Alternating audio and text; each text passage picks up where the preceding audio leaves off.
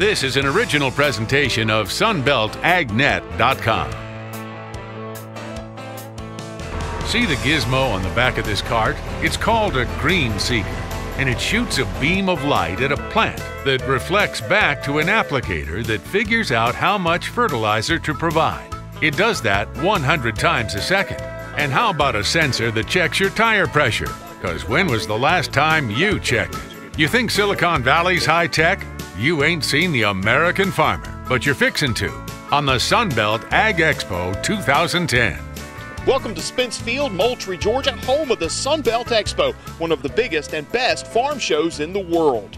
In the next half hour, we'll take you around the grounds to brief you on all the innovations that await farmers this fall, next year, and for years to come. And we'll share the colorful side of farm life too. To help us better understand all these innovations, we brought in Sarah Fernandez, known in some national farm circles as the Ag Hag. We say that affectionately. Tell us, what is the most impactful thing you've seen so far at the Expo? Dal, I would say it would be the GPS technology. There's tools, there's equipment out there the farmers can take with them to the fields that give them real-time information, real-time data, so they can make real-time decisions on site in field. One of the things Sarah has been developing is a website that helps equip farmers to better manage their business. So we invite you to log on to sunbeltagnet.com and see for yourself. And some of that technology Sarah's talking about is right out there. Let's go take a look. This is what goes out on the boom. It's called a green seeker sensor.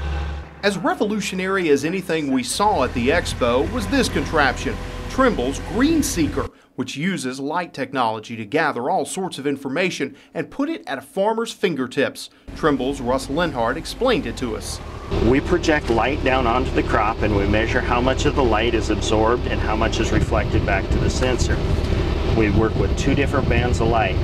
What we'll do is we'll put a measured amount of infrared light down on the crop, then we measure how much comes back. Growing plants reflect infrared, but the soil and dead plant material will absorb it. So the amount of light that is reflected back on the infrared spectrum tells us how much living biomass we've got on the surface of the soil, basically how big the plant is. Immediately following that, we shoot down a measured amount of red light. Red light is what drives photosynthesis. It just so happens that a plant can't be in neutral. It has to be photosynthesizing or it's dead, okay? So the amount of reflectance that we get back on the red spectrum tells us how fast the plant is growing. So we get a picture of how big it is, how fast it's growing. Such innovations support the productivity of farmers who are declining in numbers at the same time they're growing in importance. Georgia Governor Sonny Perdue, himself a farmer, knows not only how important farming is in itself, but how it ripples out to other major economic sectors. It's huge, and we still have to pay attention to it. Georgia is a transitioning state. While we're recruiting high-tech manufacturing all the time, farming has become high-tech manufacturing. They're making stuff, and frankly, if it weren't for the international exports of agriculture from the United States, our trade balance would be that much $40 billion worse. So it's a huge competitive advantage that the United States of America and Georgia has as we ship things across the globe to help feed the world. The Sunbelt Ag Expo, held annually in Moultrie, Georgia, brings together leading manufacturers and institutions who trot out products that are focused on improving the business of farming. They've got to be accountants, financiers, operations, safety, quality, all those kind of things. It takes a wide skill set to succeed in farming today. If you're wondering how we're able to cover the 100-acre exhibition space so quickly, here's the secret. We let the bat out of Illinois Drive. One of the great things that people see at this farm show is the big iron. We had an opportunity to sit down and talk with the people at John Deere about the latest and greatest innovations and technologies.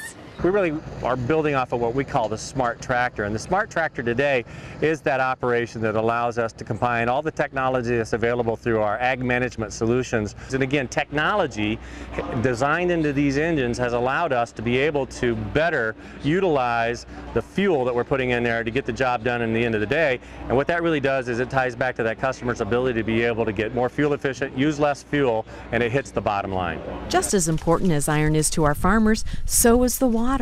Mike Mills of Reinke says they've got some new stuff that gets info to the farmer as fast as you can say GPS satellite.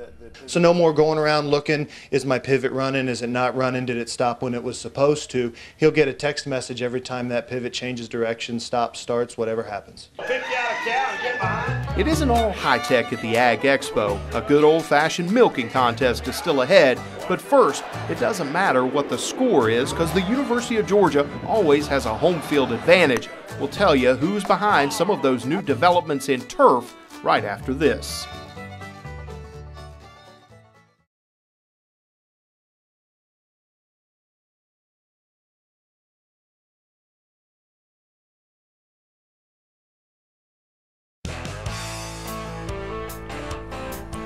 Whether at the Swamp, or Tallahassee, or Sanford Stadium, whenever you see football fields getting tore up, somewhere a bulldog is smiling. Quietly, turf has become an important ag product in the South. UGA's all over it. Let's go take a look. Landscape and nursery products have become the state of Georgia's 5th biggest crop, exported as far away as the World Cup and as near as their most hated rivals. Professional, I know the Jacksonville Jaguars and the Miami Hurricanes for sure, but in Georgia we have the Bulldogs and we have Florida State and the Gators. They probably don't want to admit that, but Georgia grasses are on their fields. And because you can never have too much of a good thing, UGA's Patrick McCullough has developed a mobile app to help troubleshoot problems on the field or on the tee. It's got weeds, diseases, insects, and turf grasses. And it's very simple to use. You select the topic. If there's a certain weed species that you'd like to take a look at, just click on it and it'll have a list of various weed species that you'd like to look up, and then you can look at pictures, read about the species, and also look at control recommendations right there.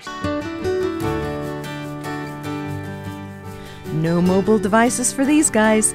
Border Collie skills are based on superior intelligence and intuition, both of which have been harnessed by farmers going back to the 19th century. This is all based on farm work. You know, you put sheep and cattle through gates and in pens and bring them to you, and that's basically what we're doing is showing what Border Collies are bred for.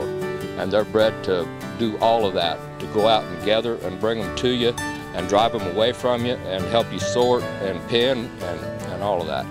We're going to leave the animals for a while and check out some of the trucks at the Ag Expo. You know you want to. And a new device can extend tire life and save you money. Plus, we'll go fishing and explain why you should too. You're watching the Sunbelt Ag Expo.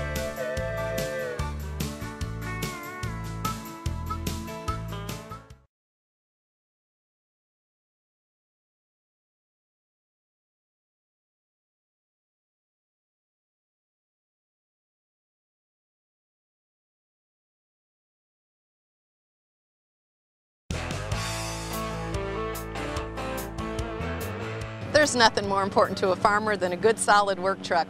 We had the opportunity to get behind the wheel and test out some of the latest and greatest technologies. What you're driving here today is a 1-ton dual rear wheel Chevrolet Silverado.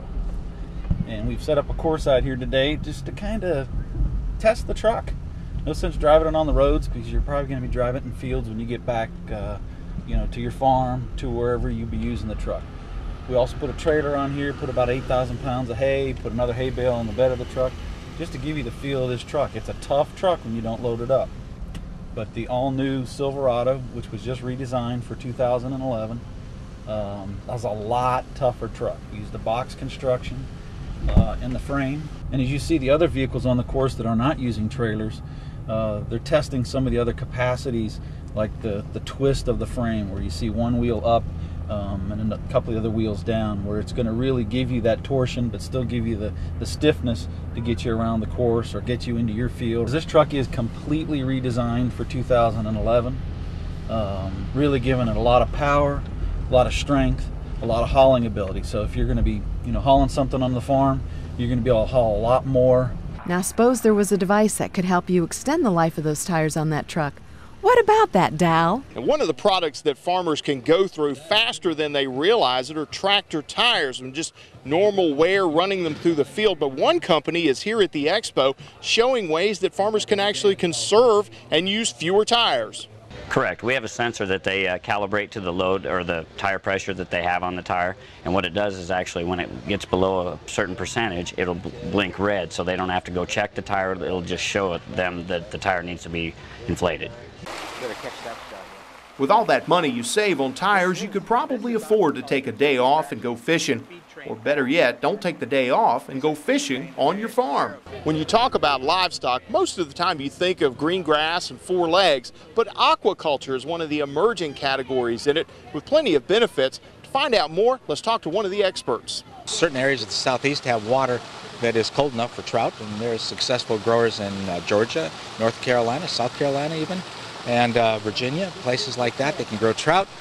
We have a pond here stocked with feed-trained bass. Those are for sale from a grower in Montgomery, Alabama, and other places across the southeast. We have hybrid striped bass. We have shrimp in West Alabama. We grow a lot of saltwater shrimp because we have salt water underground. We can pump out of the ground and grow marine shrimp. Fantastic quality, big shrimp, and that can be done where you have the right resources. It's really important to diversify.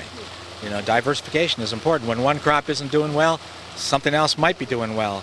And for example, soybeans. If they go up in price, it's harder on the fish farmer. If they go down in price, it's hard on the soybean farmer, but better for the fish farmer. So when you diversify, you can find ways to make profit from one or more of the crops rather than being a single crop or a small number of crop farmer.